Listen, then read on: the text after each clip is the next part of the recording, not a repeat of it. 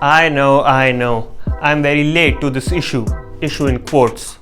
But talking about a random Indian criticizing one's own country is very low on my list of priorities.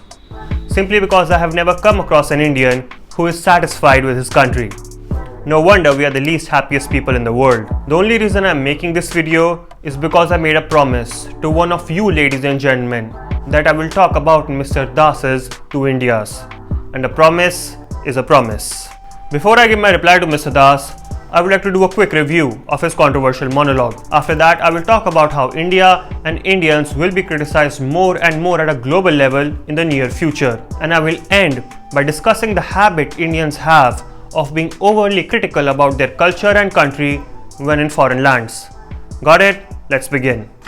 Many people felt hurt when Mr. Das diluted the complex matrix that is the Indian society into binaries. Although if you have had any knowledge of poetry and satire, you wouldn't have been bothered by this.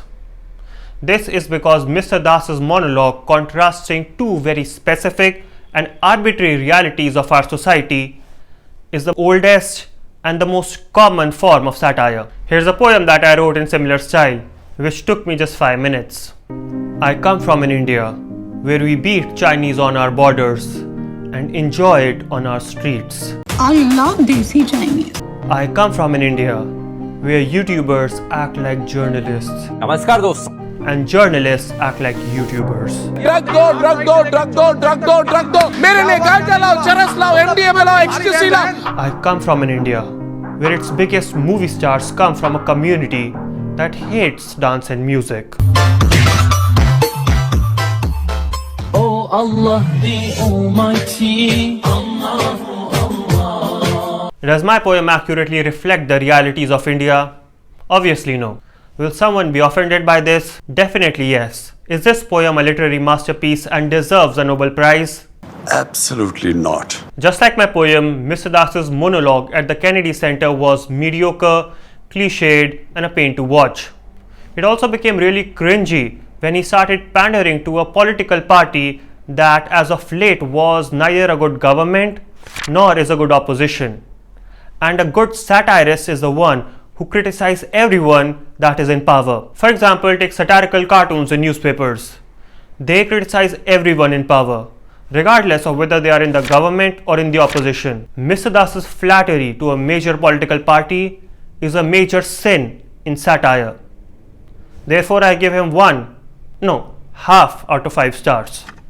Now let's talk about the thing that offended people the most. That is Mr. Das giving his monologue in a foreign land, therefore bringing shame to India on a global stage. I totally understand why people are hurt and feel offended. We Indians, after all, are very proud people, and we are proud of our unique cultures, religion and country. At the same time, we do not shy away from speaking our mind and expressing our disapproval if someone insults our unique culture and country. Mr. Das getting backlash in India is as natural as breathing. But FIRs against him and preventing him from performing in a particular state is not only excessive but also a violation of his constitutional rights. At the same time, we Indians also need to learn a very important lesson about criticism from foreign lands. As India and Indians gain dominance globally, we will get more and more condemnation from each and every part of the world.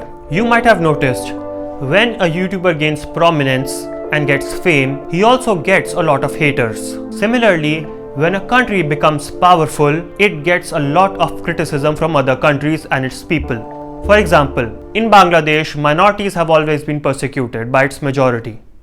But it never made big global news. Today, when Bangladesh has graduated from a least developed country to a developing country, more and more eyes are on Bangladesh. It is the reason why Hindus being attacked this year in Bangladesh made such a big global news.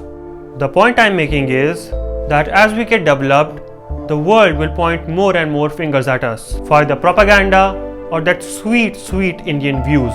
So we must not be bothered by what the world says and speak our minds without any fear. At this moment, many of you will stop me and say that we don't care about what the world thinks about us. But we feel sad when one of our own says bad things about us on a global stage. I get it, and let me tell you this.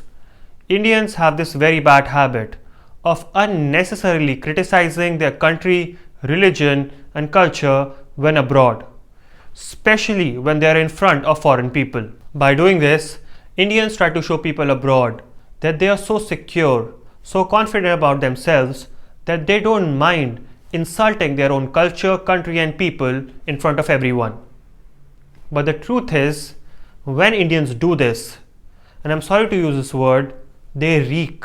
They reek of insecurity, and everyone notices. While living abroad, I had deep conversations with people from all over the world, and I noticed that this habit of criticizing one's own culture to hide one's own insecurities is limited to people from South Asian countries.